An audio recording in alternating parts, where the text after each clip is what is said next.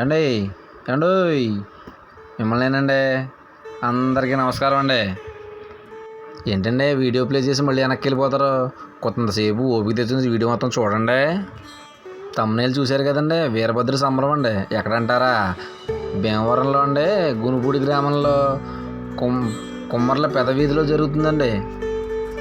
ప్రతి సంవత్సరం రథసప్తమి రోజు భక్తులు వీరభద్ర స్వామిని మొక్కుని నిప్పుల గుండం దొక్కుతారండి. ఇక్కడ ఈ గుడి కట్టి దాదాపు 103 సంవత్సరాలు అయిపోయిందండి. అంటే ఇప్పుడుది కదండి బాబు, ఎప్పుడో బ్రిటిష్ వాళ్ళు కాలం కట్టిన గుడి ఇది. రండి మనం కూడా ఈ సంబరం చూద్దాం. చూసారా, నిప్పుల గుండం కోసం మంట పెట్టారండి.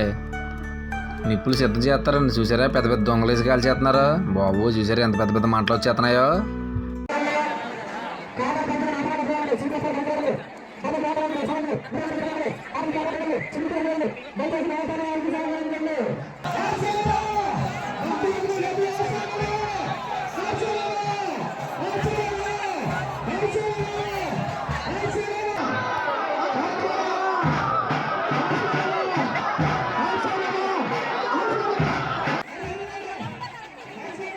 ఇక్కడ నిప్పులు తొక్కి మొక్కులు తీర్చుకునే భక్తులు ఉదయం నుంచి రాత్రి వరకు నిష్టగా ఉపవాసం ఉండి దీక్షగా నిప్పులు తొక్కుతారండి.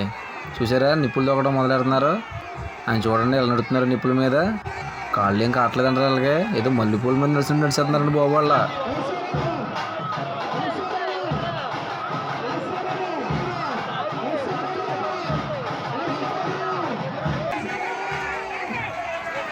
ఇలా మొత్తం 3 రౌండ్లు తిరుగుతారండి. 3 సార్లు నడుస్తారండి మొత్తం నిప్పుల మీద.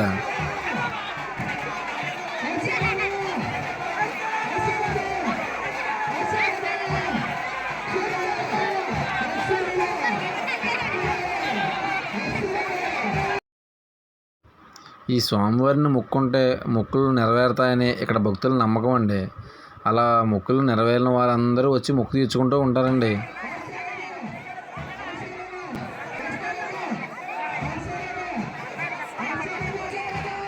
ఇక్కడ చూడండి, ఒక భక్తుడు అప్పటికప్పుడు నిప్పుల మీద నడుచుకుంటూ వచ్చాడు. సర్కిల్లో పెట్టాను చూడండి.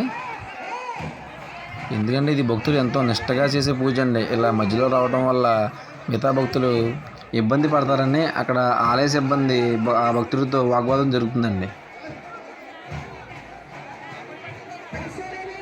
భక్తులందరూ శరభ శరభ శరభ శరభ అంటూ ఆనందంతో ఊగిసలాడుతున్నారండి. పొగలు చూసారా ఎలా వచ్చేస్తున్నాయో, ఆ నిప్పు ఇంకా రాజేస్తున్నారండి. ఇలా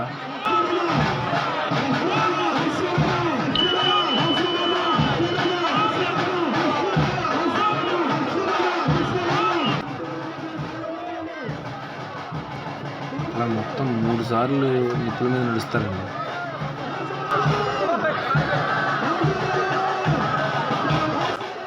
మూడోసారి నిప్పుల మీద నడుచుకుంటూ వెళ్ళి ఆ వీరభద్రస్వామి గుడిలోకి వెళ్ళి ఆ స్వామిని దర్శించుకుంటారండి భక్తులంతా.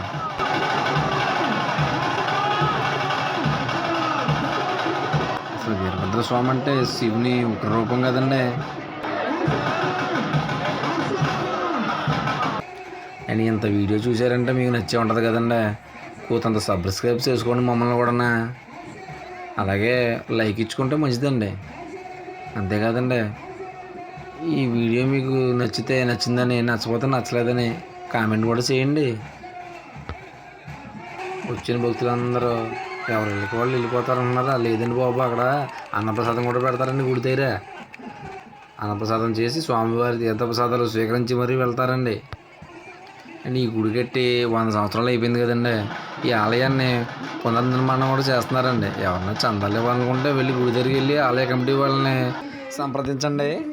అలా నిప్పుల గుండానికి వచ్చిన భక్తులందరూ నమస్కరించుకుని బొట్టుని నుదుటిని పెట్టుకుని వెళ్తూ ఉంటారండి.